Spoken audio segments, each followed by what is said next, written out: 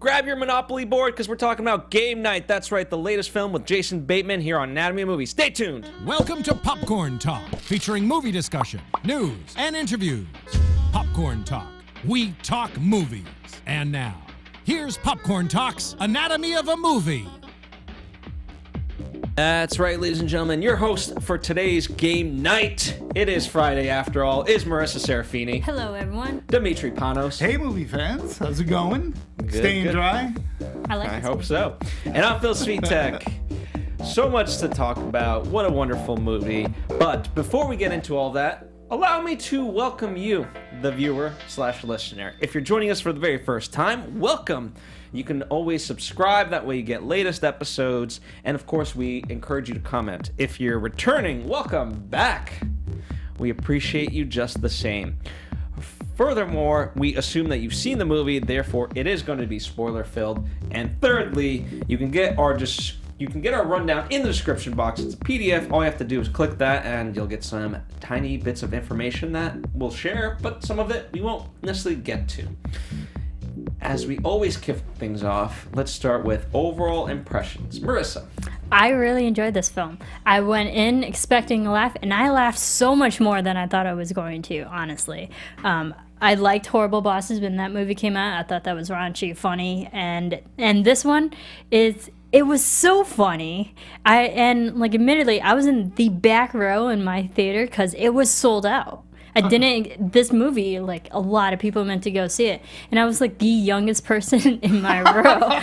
And I'm laughing at everything. So I'm that obnoxious one that's laughing and everyone else is, the jokes just completely go over the head. The jokes are funny, they're comical and topical. I think the great thing about this film, it's funny now. In 20 years, it may not be. But it's still good. I really liked it. It's legitimately funny. Yeah, I found it was a refreshing comedy. And by refreshing, it's a comedy that made me laugh. It's sad to say that it's so few and far in between where, we talk a lot of comedies here, right? So many of them are just not funny. And to me, it's a bad comedy it's laborious to sit through. There were a few last year.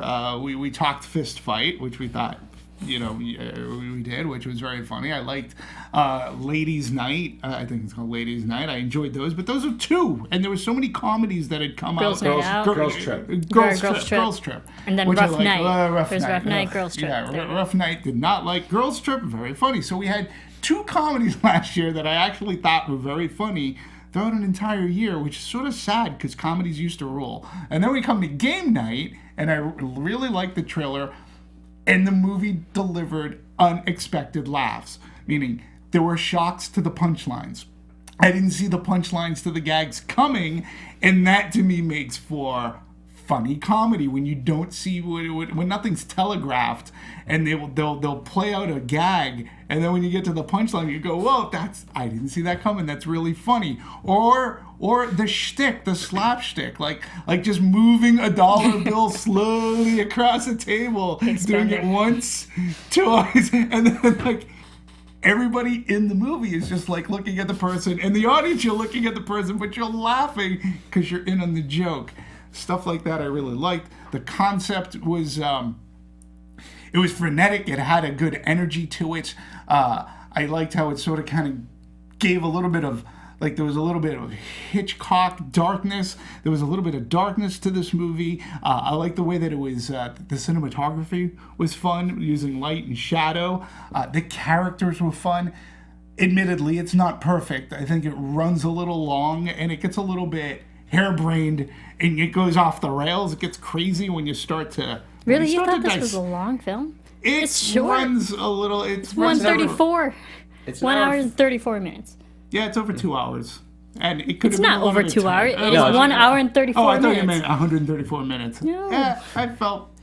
I don't know. There were parts, especially towards the end, where after the bridge scene, I felt things could have been tightened up, and it gets really harebrained after a while. And there are so many threads to follow that if you start to dissect it, like we may here, things don't necessarily hold, but the characters worked. The actors were great. Not just our two main leads in Jason Bateman and Rachel McAdams, but their supporting cast really was amazing, and they were each funny, and they were each given their moments.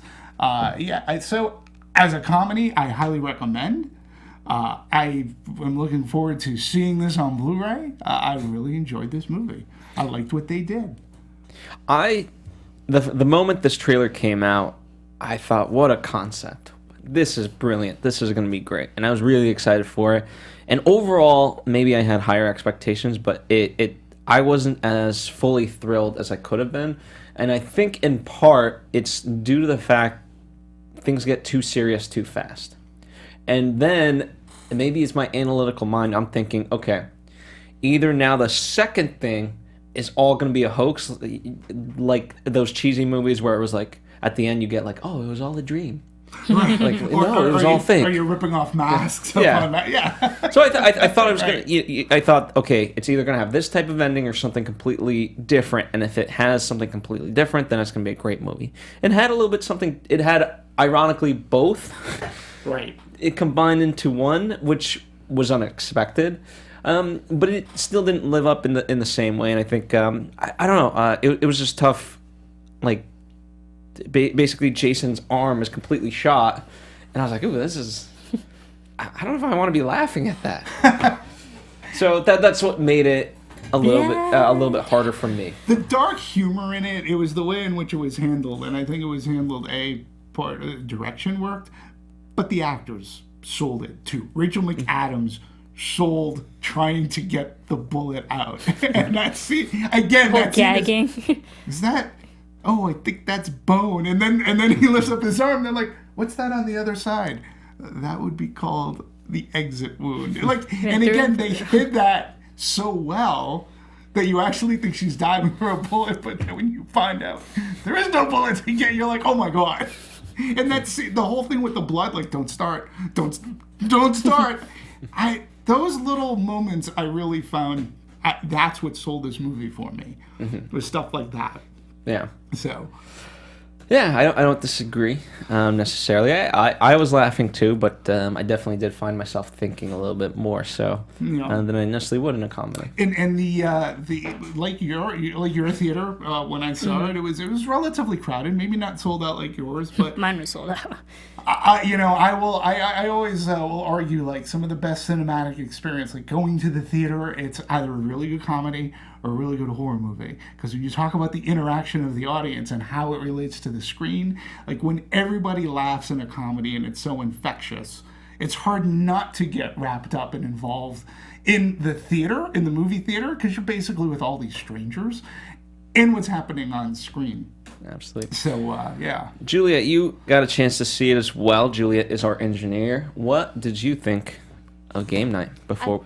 I thought it was really hilarious. I think it was really funny, and I think, Demetri, you're making a good point where there are so many twists and turns, right? And you thought the movie was going one direction, and who's behind this whole thing, and it was always a different person. And even at the end, right, when one of the characters even makes a joke, was like, hey, I made this all up, and he was like, no, actually I didn't, but wouldn't it have been cool if he did? And even that, they've made that joke in that storyline so many times, and yet again, it still works, and I thought that was really genius. Yeah.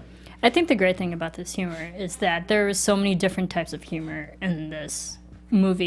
You had your topical reference jokes, then you had your slapstick jokes, and then you just had the acting type of jokes when we had Gary just recede into the darkness. That's funny to look at. Yeah. So there's a lot of humor in different ways throughout this film. And that's the darkness that I was saying. Like when he recedes and he's at his doorway, like that's very sort of kind of, in a sense, that's Hitchcockian in the way that it was framed and shot in the shadow, and he's hiding in the shadow. But it was much like, I should also say, it didn't have to rely on raunch. Not that I mind raunch. This is a very rated R movie, right? Language, a little bit of violence and whatnot. But it didn't have to rely on a lot of raunchy stuff.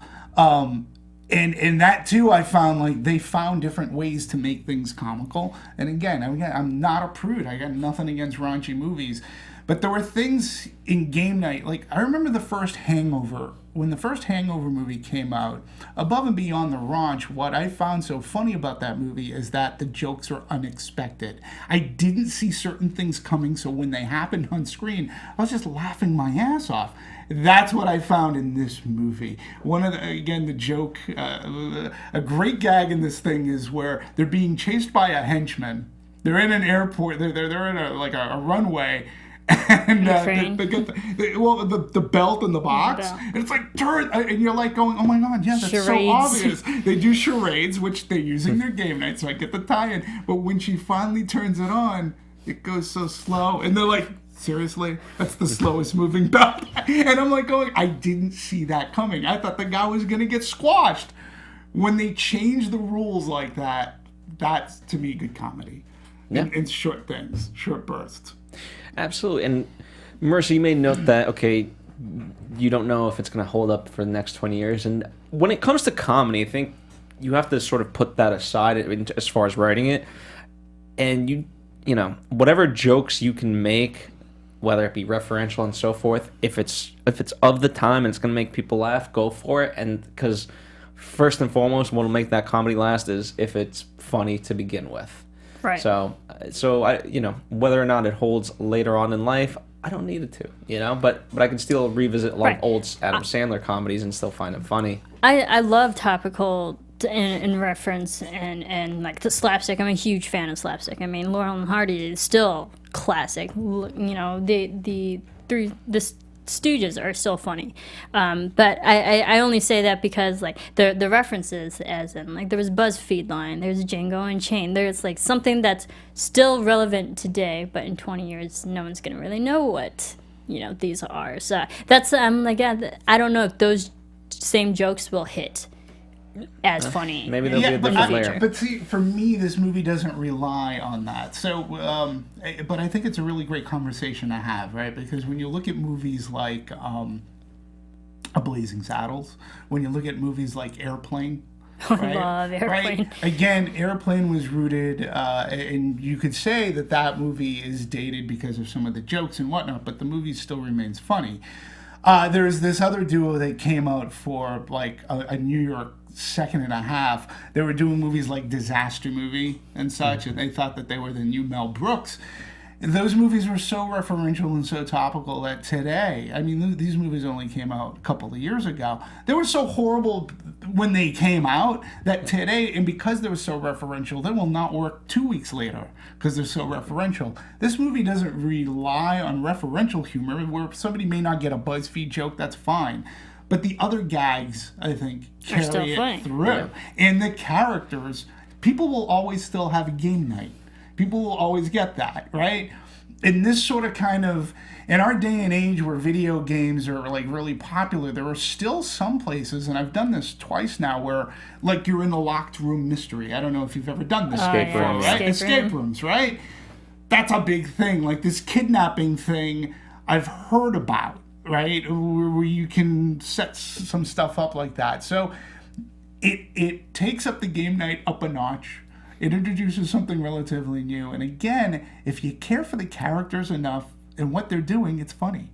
And some of the references, you're right, 20 years from now, there probably won't be an issue. Like, what the hell's a BuzzFeed? Exactly.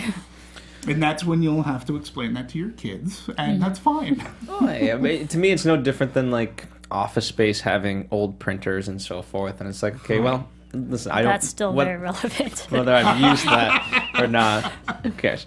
All right, but let's tie that in as from the writing perspective, right? Jonathan Goldstein and John Francis Daley, they were hired to rewrite and direct this comedy. They were pretty much they were finishing up with Spider-Man: Homecoming and their work on that, and so they had some time, let's say.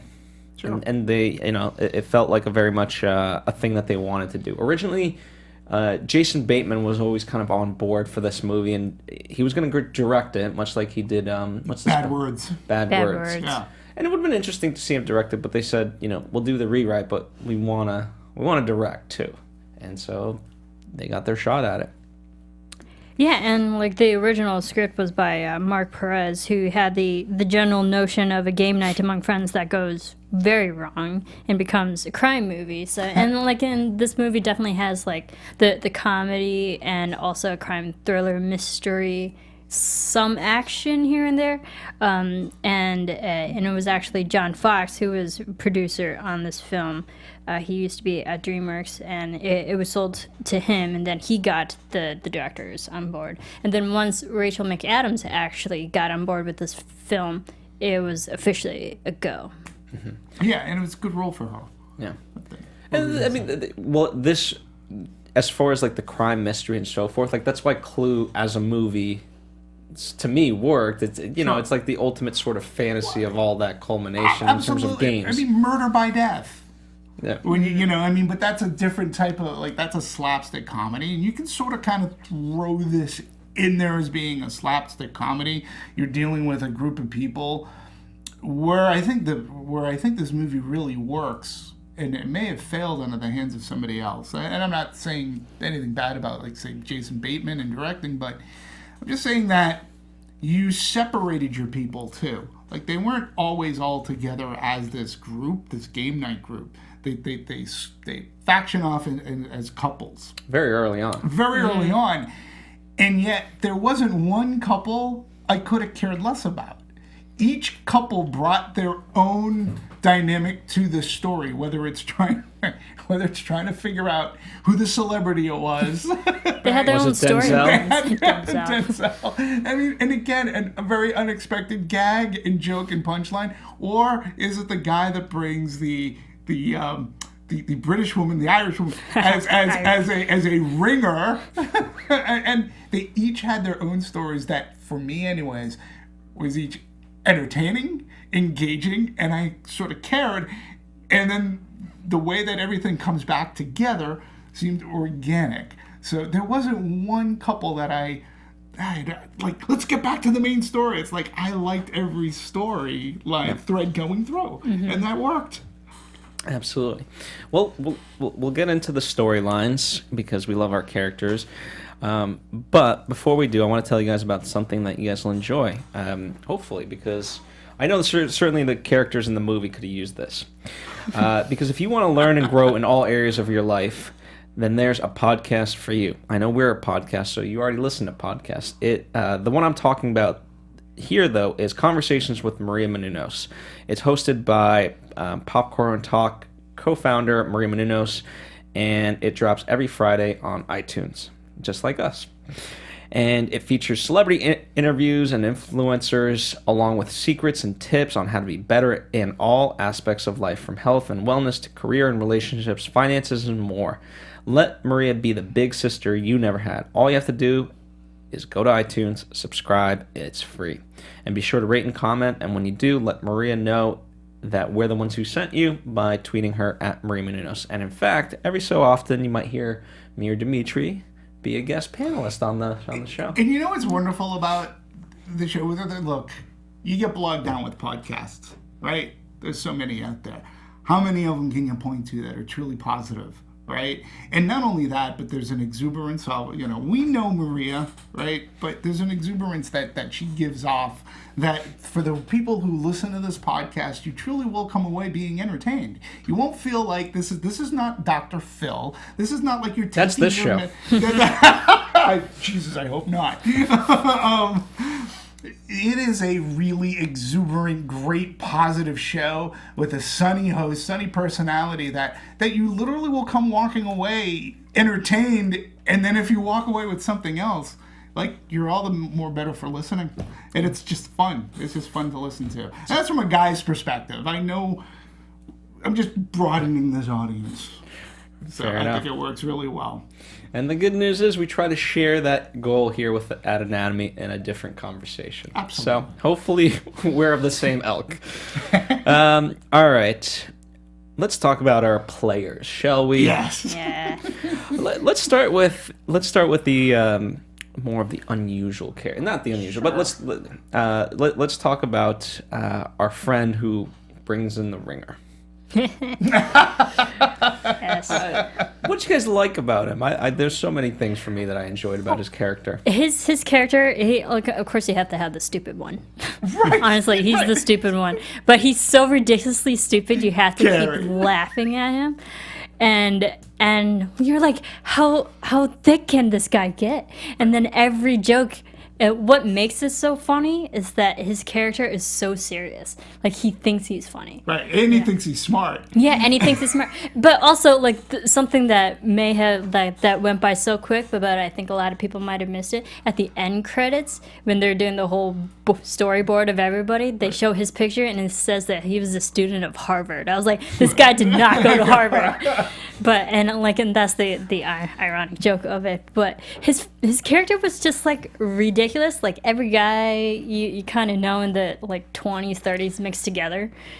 But also, he was likable in a sense. Well, yeah, and again, when we talk about a punchline that comes, like, you don't see coming, when we first meet the character, he's with these bims, these women who are as dumb as a box of bricks, right? Instagram models. And they make him actually look smart. Like, the way that they, like, you think that he's losing the game, not because necessarily of him, but because of the dates that he's bringing along, the game night, until he actually brings someone really Actually smart. And then you realize, oh, no wonder why he was with these women. He's dumb. But to your point, he played it so well. And again, I'm just going to go back to when they're trying to bribe the woman at the mystery, kidnapping thing, and he's just taking out the money and going, well, with this $10. change your mind? And then it gets to, Well, how much money do you have? $1. Well, all I have is $17. Okay, so but to that point, right? He's not doing it from a place of stupidity. He's doing it from, I only have friggin' $17. How do I ride this out? Like $100. All I have is $17. And the real joke of it was where his stupidity actually came out was, oh, you're gonna keep all of it. Okay, gotcha. Because he really wanted his $17 back. That to me was the funnier part of it. Of it She all. just grabs it all. I was like, that's a smart woman. You're just gonna. As far as him, it's a good notion to make that he was sort of raised because of the players, but he did early on know a couple of the answers. And because when you talk about great subterfuge, you're tricked. Certainly Max and Annie, they're not on the same wavelength for these games. He's describing Ed Norton, I think it is, and Hulk. what clues are you getting? Yeah, Hulk. It's like what? Hulk. And so it's just funny because none of them seem on the same page in terms of all the players, and because that was a clue. He got it. He was like, oh, I would have guessed Ed Norton, because he had I think it was just at that point that he was talking about the underground fight clubs. Right. Yeah.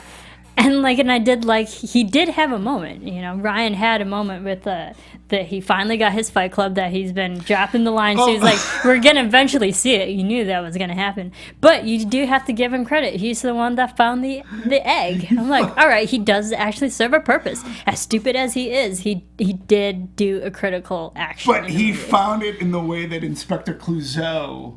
He didn't find it because he was looking for it. He found it because he wanted to see Fight Night with homeless people. And he just happened to be there, and somebody just happened to open this tape, and he's like, hey, now that scene too. The way that whole thing plays out was like, it's so that's slapstick funny to me. And that was a masterclass in cinematography. Right. The guy just falls in front of him. Everyone has to look at him. Yeah, and Jesse Plemons played him really well. And this is a guy that's not normally no, known. Jesse's Jesse Plemons is Gary. We're talking about Ryan. Jesse's the policeman. Sorry. He's the policeman. So he's not a person that we know from comedy, right? And so when people that to me is a sign of being a good actor. When you can be in a genre and be able to hold this kind of comedy down and play that character where it's lovable and not hateable.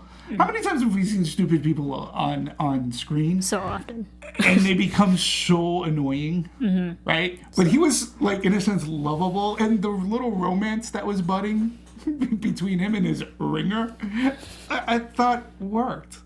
I was like, I thought it worked. Well, part of what made it truly work was, as we point out, like, regardless of how he found the egg, the fact that he knew what he had to do and he had no reservations about it. Right. That's what makes him an asset to your team. Right. And want to be friends with him. Right. All right. Let's switch over to Kevin and Sarah. Right. That's their names, Kevin and Sarah. No, Sarah was with Ryan. Got it. Michelle. Yes. Michelle and Kevin. Got it. This was Lamorne Morris and Kylie. You got Kevin and Michelle. Yeah. As far as couple, they were the most lovable to me. I know Jason and Max and Annie were fun, but as a couple, they just had such a weird chemistry. Because they just couldn't get on the same page of game night. Whereas here, they were both childhood sweethearts turned, that got married and so forth. And so the fact that he made such a stinker about that, and then when it blows up in her face over Denzel Washington. Or not Denzel Washington. And at first, you're kind of looking at that okay, well, maybe it's some sort of weird flashback, and maybe it was Denzel. Yeah. That's right. I'm like, well, I had the same feeling. I'm watching the movie going, well, okay, so they're not going to get Denzel to be in the movie, but they got a decent look-alike. And probably his stand-in or something. Right. But then as the movie's going on, it's like, no, it's not Denzel. Now, to Lamorne Morris's credit, he does an exceptionally good imitation of Denzel Washington. I thought he was cracking me up, and this is the guy that's on You Girl, right? So he has some comedic chops. I really felt that he shined in this movie. I thought he was great, and Kylie Bunbury as Michelle, I thought she was really good too. I to your point, I bought them as a couple. Yeah. They're a really fun couple. Because she knew, she even said, I know this is going to upset you, so let's not. And the fact that he just has to focus on that made it work. And him too, I mean, for all intents and purposes, all three couples very early on start with a different strategy, much like a game. You got the iPhone, we just talked about him. They go to the lady who put on this thing, quote unquote, right. And these guys have nowhere else to begin. But let's check his computer. Let's figure something out. And then, as far as getting out of that room, it's by total mistake. Good chat. I felt bad for it. Also with the slapstick humor, trying to build a tower and then he falls over and just, that looked painful. Just watching him, it's like, oh, but still done. Very funny. Really good physical comedy, too. The gag worked. And them getting trapped in the room, worked only because it delivered laughs. And because they kept on pulling in that thread of, who did you sleep with? Yeah, I'd be very upset if it was Denzel Washington. And then later on, she was like, yeah, it was Denzel. And you're like, what? And then when she shows the picture. And then when she's proven wrong... You're like, again, I didn't see that, saw none of that coming. Well, what's it's great, really funny. Correct me if I'm wrong, Marisa, but if you're a woman and you got to sleep with Denzel, that's a prize. I'm not saying that sex is the only thing that you guys should be aiming for, but hey, Denzel's a prize to be won. Hey, I would probably brag about that too. Not gonna lie, he's Denzel. What's funny too is how they were playing a game. They were playing a drinking game. Yeah. What was the name of the drinking game? Never Have I Ever, which is the most common drinking game ever. Right, so never have I ever, slept with a celebrity. And she drinks and they all stop and look. She goes, what? Oh, I loved how she tried to cover up. Bad timing. Oh, it's just bad timing of when I was taking a sip of my drink. And he's like, no, it wasn't. Who'd you sleep with? But let That's me the running joke. also, as far as Never Have I Ever, it's a great device because it's funny on the surface, but as far as a technique, we get to know each of the characters pretty lightning fast. Yes, Mm-hmm. absolutely. If we didn't already know them. Right. And so that obviously it sets up things for later on, but we learn so much about the other characters, the Absolutely. specifics of which I blank at this point. But anyway, yeah, absolutely a great technique, and I love their ability to tie in all the game elements throughout the movie. You made mention of the charades and tons of other stuff. Right? Right. They had their own escape room plan. Right. Like, and then you had the thriller mystery Yep. on like Clue who did it. Right. And the other thing too that I'll harp on, I know it's movie romance magic, but I bought into the romance of Jason Bateman and his wife Rachel McAdams. I like the fact that these are two people who met at a game night. They had this same love of a hobby, and they got married and was successful. I like the throwing in of trying to start a family, and to me, I bought it. I liked the romance of it all, just like I liked the romance that was happening with every other character. Nothing about it seemed very forced to me. And again, I will go with the acting. I felt was very for a comedy. It was really good. Yeah, there was layers. I was going to save this for a little bit later, but now's a good time to say it. In the trailers, there was that moment. It kind of gives away the airplane moment when he gets sucked into it. Right. However, that wasn't the true punchline. To me, it was funny because when you talk about her wanting a kid and that desire, and when she really gets told of like, you're not a mom, you don't look Not like a with mom. those hips. Yeah. Thank you. She was just so flattered, and you understood it of why she would react that way. That to me was more endearing and funny than the gag itself. I agree. And I think what was also funny, just within seconds of each other, was the whole fire extinguisher gag. Like I'm a sucker for like, hey, if you get hit funny, I'm gonna laugh at you, and they use that pretty well. Yeah, agreed. I give it, for me, this was a good role for Rachel McAdams to take. I think the last time that I can remember her was in Spotlight, which is great. I think she's a very good actress. But it's She was in nice- Doctor Strange. That's Doctor Strange. But I think people forget she started off with a lot of comedy. Yes. Mean Girls, hello. She had Hot Chicks, as terrible as the film that was too. But Yes. Rachel McAdams has done a lot of comedy. But I think this is the right vehicle for her.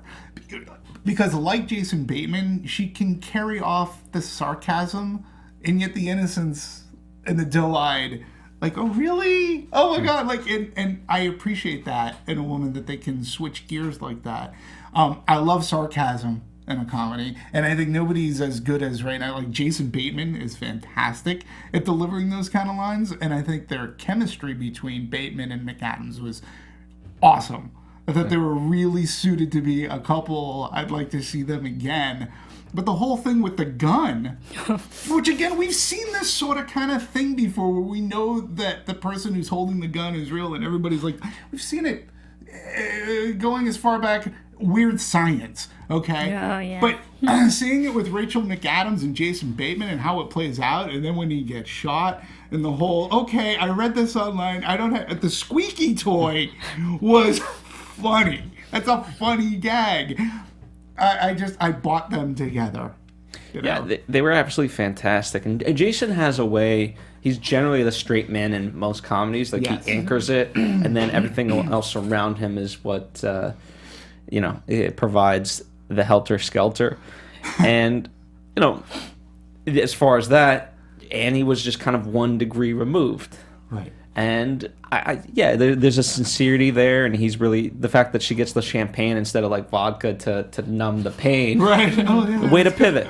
Right. I don't know what See, it was such a good point. We had to accentuate it. my phone is off. But what I really, really like too is how they, again, just being together as a couple and how they worked together. But their They played off problems, of each other Yeah, they well. played off of each other, but they had like real, like you bought them as that couple, and you know that game night is important to them and to the other people who play, and living in that neighborhood, and you just, yeah, they really worked well. And Rachel McAdams, I think, she was above and beyond just like a housewife. She too has her career and doing what she's doing. Jesus. Goodness. I don't even know what that is. Wow. I'm a very busy person and I had my phone shut off. I apologize for that. You're a Did this busy one more man. time. Yeah, I'm a busy man. So Listen, it's our fans calling you for game night. telling me to Jesus. shut up. No, so yeah, I really buy that they're the anchor of this game night, that they're very competitive, but at the same time, it's a lot of fun in games. You know, for them all. Unintended. But also, she was the great wife in which she understood her husband's plight against his brother. She would be like, Yeah, "Oh my like- God, I can't believe." She goes, "Oh my God, you're so right. I can't believe he's playing off that and he's making you look bad in front of your friends." She defended her husband. Yeah. It was a good character. She was supportive of her husband Yes. when needed. Yeah. God reminds you. So speaking of that, that was, when all is said and done, it was such a sweet sentiment that the brother did actually try to do, of like, hey, this guy likes game night and he loves this car, and we've never gotten along that well. Let me do something, let me combine the two and create this ultimate fantasy for him, and he walks away with his dream car. Right. So the sentiment's there. And I bought it. But again, what's great about it too is that we know that punchline early on in the movie because they find it in the computer, if I'm correct. They find it in the room, like where they go, "Oh, the key is in your pocket." They're like, "What pocket? What key?" And then that comes back later. Like, "I set this whole thing up for you to reach into your pocket." And I'm like going, "Oh wow." Oh, yeah. It was there the whole time. And Kyle Chandler was really good too. Like he can play the bravado really well. But not knowing that he was a scam artist, I bought everything that he was saying. And I actually, yes, he always had to be better than his brother, but I did think that he was doing things. All right, I'm going to have everything at my house. We're going to blow game night out of the water. We're going to do something different and fun. I think like that character at that time was in the spirit of things, for sure. And then when things change, And they change fast. Yeah, and you can still feel sort of sympathetic towards that character. You don't go and hate him. You as don't, you could. but you certainly understand of, okay, wow, you are a greedy little guy. Yeah, and also, I'm like, there's a point where the audience is like, yeah, all this crap is happening to you, but you kind of deserve it. Right. You know, but like at the end, you still like him. But you even don't though want he him to is die, a jerk. Yeah. right? It's like, but you kind of brought that upon yourself. Right. Kind of deal. I did like that whole fight that went on in his house, house? when the game night like just got started, and they're like, wow, this is really well done. This is a great Like, fight. yes. And they're just sitting there eating their popcorn. I'm like, yeah, that's Gotta funny. try the guac. You gotta try it. And that was a good, like, action movie kind of a fight. Right, Like, that's a that was fight. brutal. Oh, the other great gag in the movie? That is some strong glass table. Like, Tables are acting weird tonight. Yeah, these tables. Because every single time you're like going, boom, it's like, oh, that table. Oh, and even the characters, when the characters in the movie have the same thought, wow, that's a really strong glass table. But like, And it happens a couple of times. no, that's such a common trope in movies where like Action movies windows particularly. break, Absolutely. tables break during an actual fight, and Yeah. then, like when it doesn't, you're like, Oh, you expect it, but I it's love- not. You said that like, wow, the glass tables are acting really strange tonight. That was great. It's a Absolutely. very smart joke. It is, because Yeah. it took something that, as Marisa pointed out, something we've seen before, just differently. Right. And comments on it, because, like, what's the Charlize Theron one? The action movie one? Concrete Oh, Blonde? so many. No, Atomic Blonde. Atomic Concrete. Blonde. Yeah, Concrete- like we literally talked, like when we talked about Atomic Blonde, we talked about how much glass they would shatter everywhere. So Yeah. as far as action movies are concerned, like that's a goal. So when you reverse that, it becomes funny. Yeah. Let's definitely talk about Jesse Plemons as Gary. Scene stealer. He just seems to. I mean, he's good. He is. He's definitely like a rising actor. He's been doing a lot as of lately in the last couple of years. So I applaud him for that. Gary, you knew Gary was gonna have a moment because just his slow build up of a character. Okay, this guy's weird. He's a fan of game night. Eventually, he's gonna have to get into the fold of game night in some way. And I just knew at the beginning, I was like, he's gonna have a moment. You watch. They're gonna need him. Yeah, and they did. And this guy, he just finished working with Spielberg in The Post. I think he's worked with Spielberg before, and now he's a great character actor. He fulfills a need, a role. He does it very well. He can play drama, or he can play in this kind of comedy. But the comedy in this movie is a little bit more subversive. It's a little bit darker, and the way he played it off was great. When you talk about the end credits, like him trying to slide across the hood of the car, in his heart he wanted to be a good cop. But he felt very alone. He's divorced. And the way that he played it, always holding his dog. Even his running gag. Yeah, it was like a dog. villain in a James Bond movie with the cat. And he kept, it's like, why do you have 3 bags of chips? Which is an astute observation. Right. He's like, well, you buy one, get 2 free. That doesn't make any sense. How's Frito-Lay going to make any money off of that? Yeah. And it was the way he said it. And you're like, That's not economically. you're right. But then also like at the credits with the whole graphic things, and like they tie it back to it's like not true or like it's false or whatever. I was like that's funny. It's still funny. Yeah, and it makes him a great that sort of villainous look. It makes him a great mastermind to ultimately have put this together. To put something, you're right. Yeah. And the layers upon layers. That's what makes it funny. The fact that there's game night, but then it goes awry, and it's a real game night. Yeah. But then it's still a fake game night, but there is a little bit of realness to it. So ultimately they're all as smart as they are. There's just one tiny element that the one more added thing that's missing from all of their plans. Right. I did love the dog scene with Max and the blood, because you don't expect that at all. That's not teased in the trailer whatsoever. No. And when you just see this like slow devolving of what the scene is happening, and blood just getting everywhere in the whitest room possible. And when he tries to wipe it off, he's like, no, that's not going to work. And then the dog shakes it off. That was the best. It just Or like splatters even the everywhere. reveal of the shirt, you're like, oh no, he used the shirt. It was, funny stuff. So brilliant. I This thought was so. like a very well done humor scene. Because not a lot is Absolutely. happening. He's just trying to clean a dog. Well, and he was just looking, and we see the drip, and the dog starts licking, and then it's going on. It escalates as good slapstick physical humor should. And again, I say your talent is behind the actors need to be talented, because a lot of that involves timing. So the way that whole gag comes off, and then again the unexpected when the dog shakes it off. It's just like done. It's over. You're like at Everywhere. that point. And he's like, okay. He tries to like, all right, everybody, let's go. He's like, F it. That was good stuff. Yeah, that was good. Well, I certainly appreciated the fact that ultimately he just wanted to be a part of game night, and Yes. and they eventually allowed him to sort of fulfill that dream, as it were. Okay. Any other sort of?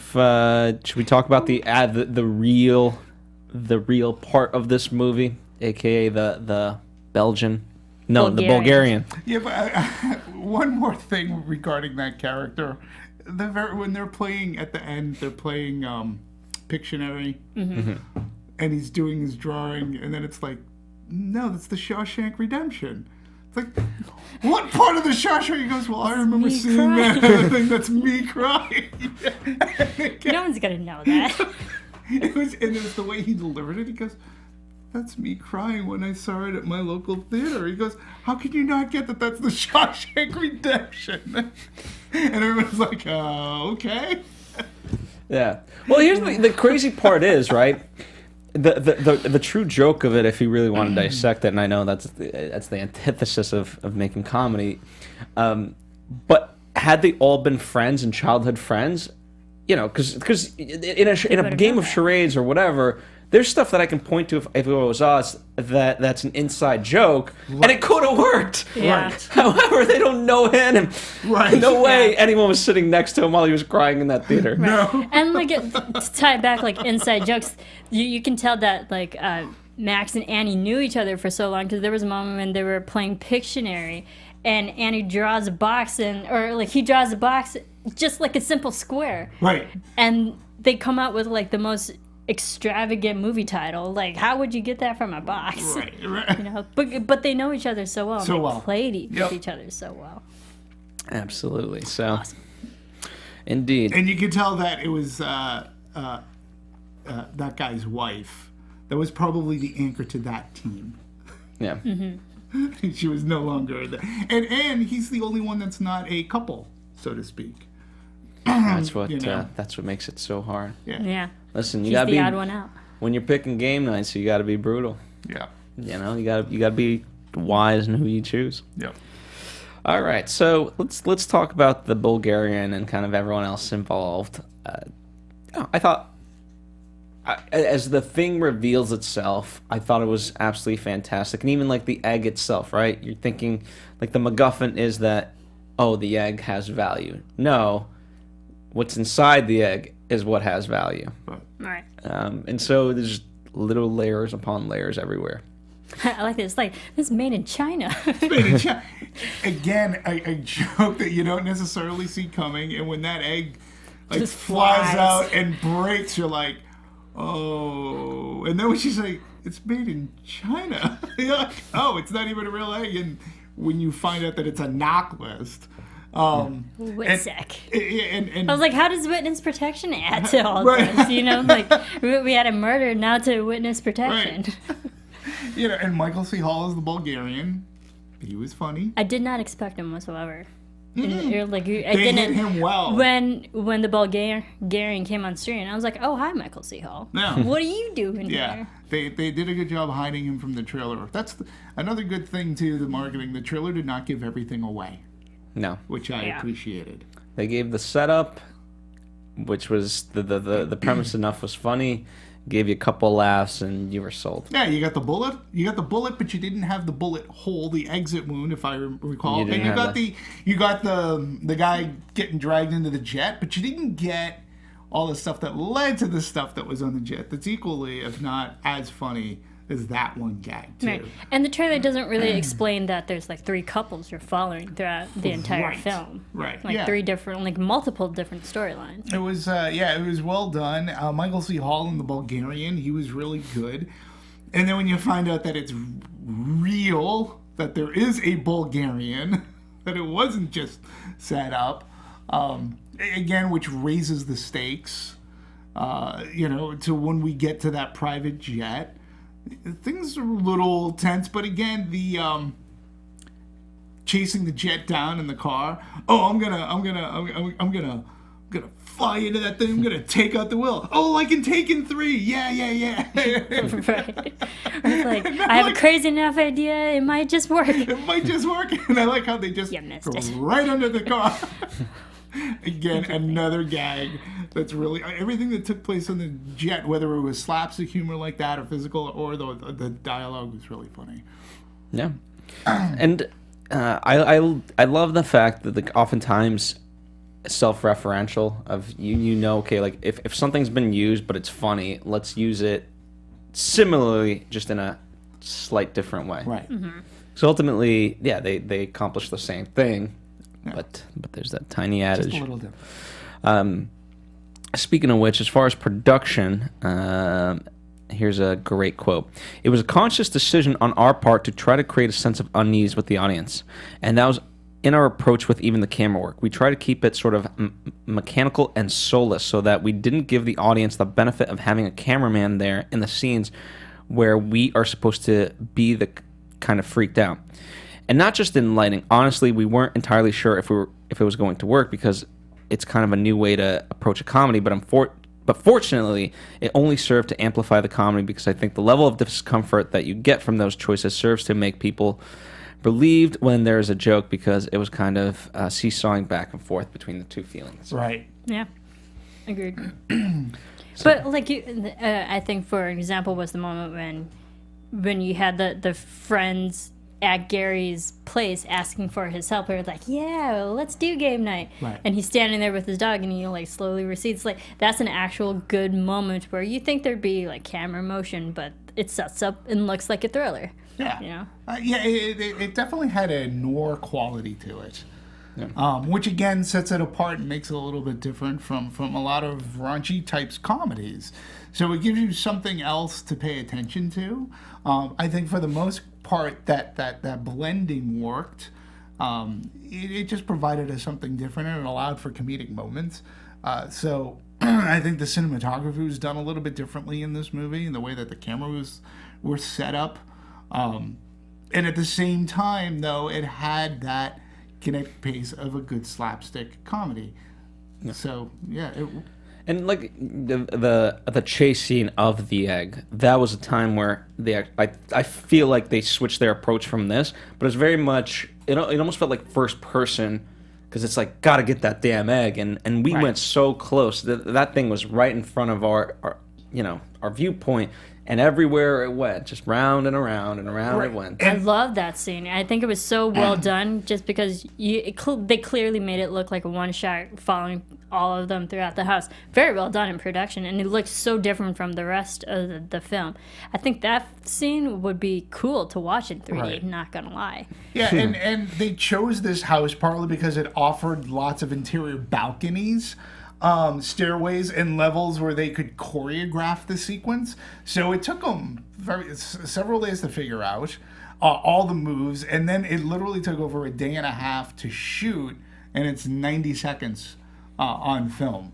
So, they had to cut a gap actually in a railing to move the camera through it. At one point, we had 2 camera assistants and our cinematographer standing on a ladder so they could pass the camera to the second floor where Rachel was standing. So think about, it's not just following an actor. Then now you've got to get the crew people. All right, guys, coming down, and then you got to rehearse that. Pass it. Yeah, and heaven forbid you drop a camera. Especially when you're on a ladder. Right. No, of all places. I think it was very well done. Cinematography, that was really cool because there was a lot of kinetic motion. You went from literally the basement up until, the 3rd floor all around, and I think it was just very well done. Right. And it filmed primarily in Atlanta. They used some soundstage work, but there was nothing. I found every locale, whether they were filming it on a soundstage or whether it was in a house, to do all this, it was very organic. I felt the locale really lent to it. It felt like a good suburban neighborhood in anywhere America. Yeah. And there were practical locations. It was the Cartersville Airport is where that runway is. So, yeah, it did feel like I'm in the burbs and these are just they just want to play game night. Mm-hmm. Game Nut went up a notch. Yeah. And so as far as editing, right, all the editors overall are known for doing comedies. They work together, whether it be Role Models, Vacation, A Very Harold and Kumar Christmas, which I absolutely enjoyed. Yeah. And so they know comedy. And one of the things I did actually appreciate about this, I could see in the wrong hands a movie like this being 2 hours. Oh, it's such a funny concept. We got to have it longer, so forth. Episode. And I think there could have been some things tightened up here and there, perhaps, but it would have taken away 45 seconds at most, I think. And so I think that the choices that they've already made work extremely well. And so I give them kudos to that because for whatever reason, people seem to think that comedies nowadays need to be far longer than they ever need to be. 90 minutes.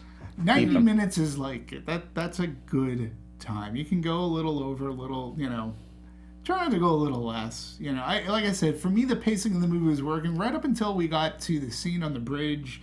And then we started in, with the Bulgarian and trying to figure out, okay, what's real, not real. There was a lot of dialogue happening.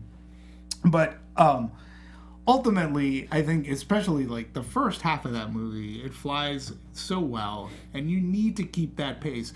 Remember when we talked about Rough Night, right? That movie did not have the energy, the up energy that this movie had to keep you going. And that relied on a different type of comedy, and it was nowhere near as clever as the gags that were done in this movie.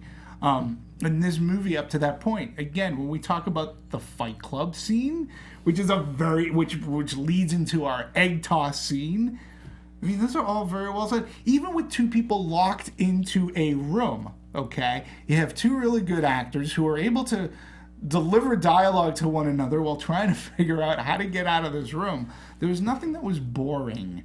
And that's, again, there was nothing that was boring with any of those characters. I really enjoyed each one of them. We didn't talk about the actress who played the Irish actress who kept on being mistaken for English.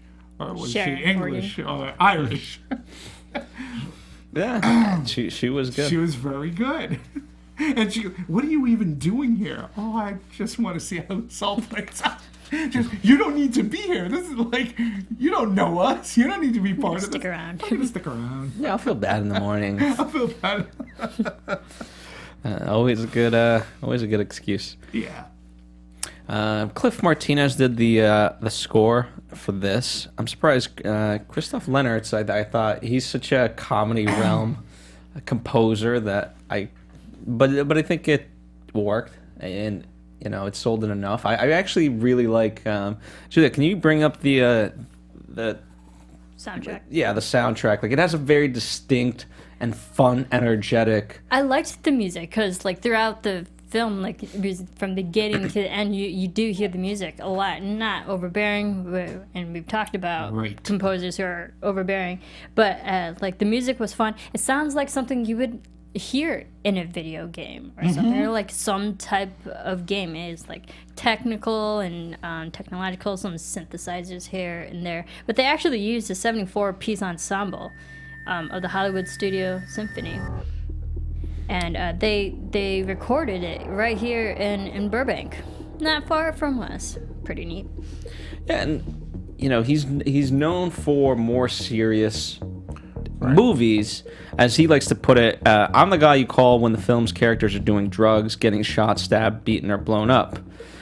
And so, now granted, that's kind of what's happening here, but it's a comedy. Right. And so I thought, even just hearing this, this is like Ocean's 11 type of music. So Yeah.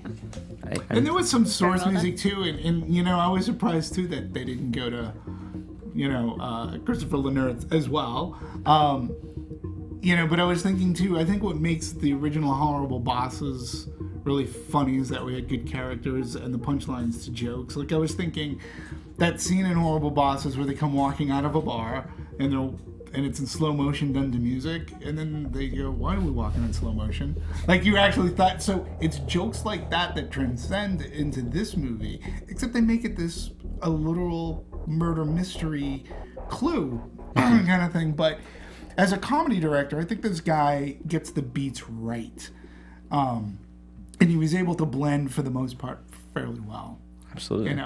It all worked together. The music worked because it also had that subterfuge of, oh my God, there's a mystery here, there's intrigue, there's suspense. Yeah. It worked. It propelled it forward. And we're working with everyday people, too, who are thrown into a situation well above and beyond their means. Rachel McAdams is not a surgeon. She shouldn't be taking a bullet out of a fence post, let alone her husband's arm. Using champagne. Right. Using champagne. She needed champagne for the GAT campaign. Right. So, as far as... I thought the trailers did a wonderful job, and as you talked about, it didn't reveal too much away, and oftentimes comedies have a habit of that. We talked about it. And so it sold the idea, and that was it. And sometimes I hate movies that are just too, quote, gimmicky, but this was a brilliant concept done well, and I appreciated that. And the trailer highlighted that. They did go back and forth. It was supposed to go February 14th, then it got pushed back, then it got pushed up.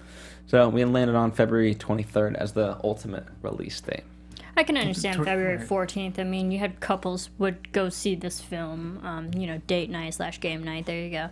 But it would have also been along with 50 Shades. Right. Which, that's a big contender.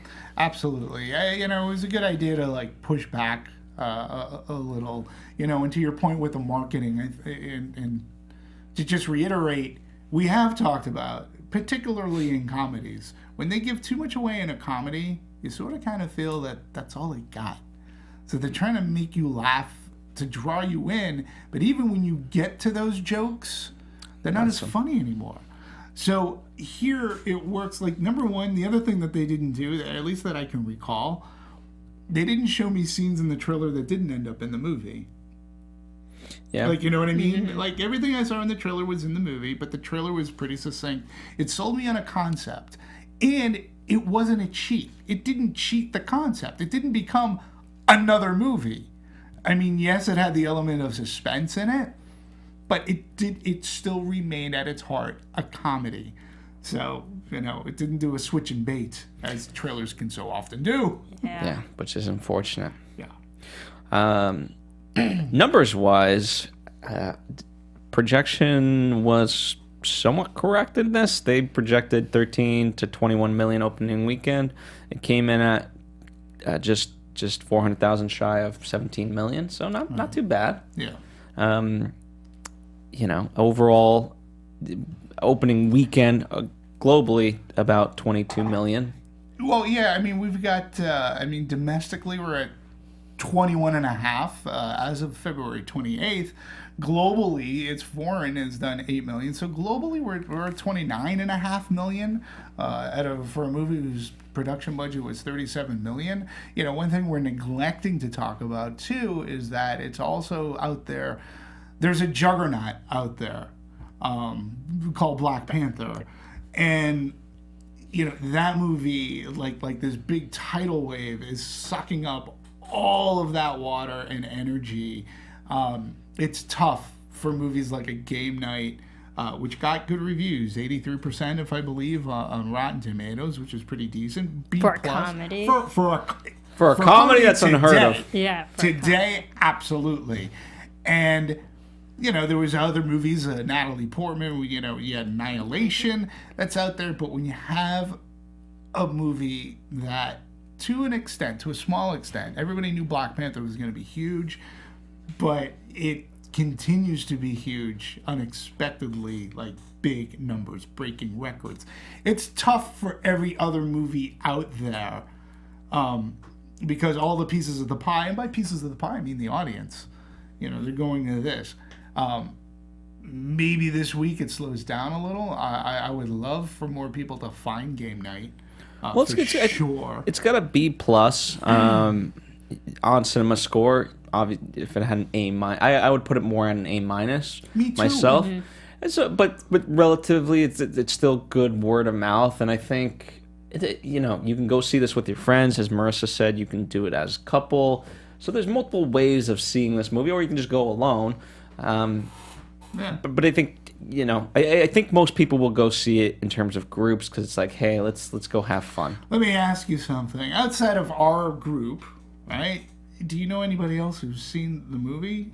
Yeah, I know quite a few, and they enjoyed it, and they went in groups. Yeah, my friend, a lot of my other friends, they haven't gone out to see this yet. Because everyone's watching Black Panther for the second, third time. Yeah. I know people who've seen Black Panther 5 times. Yeah. So Listen, instead, great movie, but right. So instead of seeing Black Panther multiple times, go see Game Night for the first time. Yeah.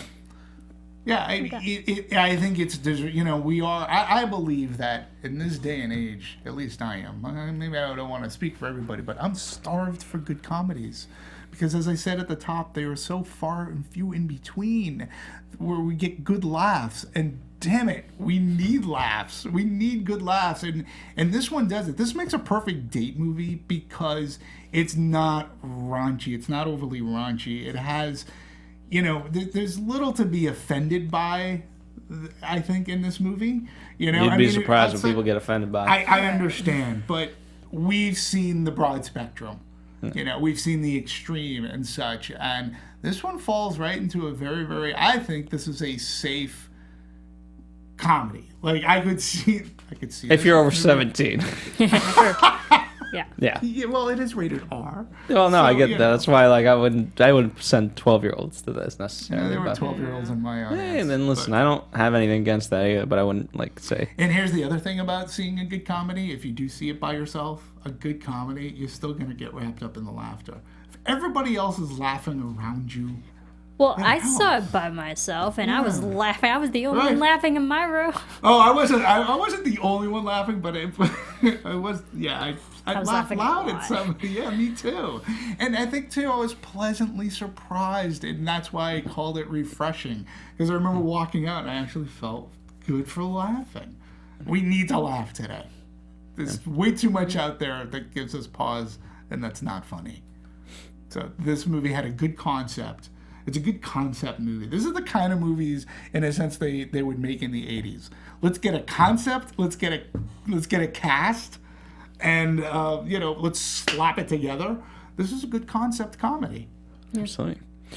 One of the reviews that I actually let me read what Rotten Tomatoes has to say about it, which I think is great. With a talented cast turned loose on a loaded premise and a sharp script loaded with dark comedy and unexpected twists, Game Night might be more fun than the real thing.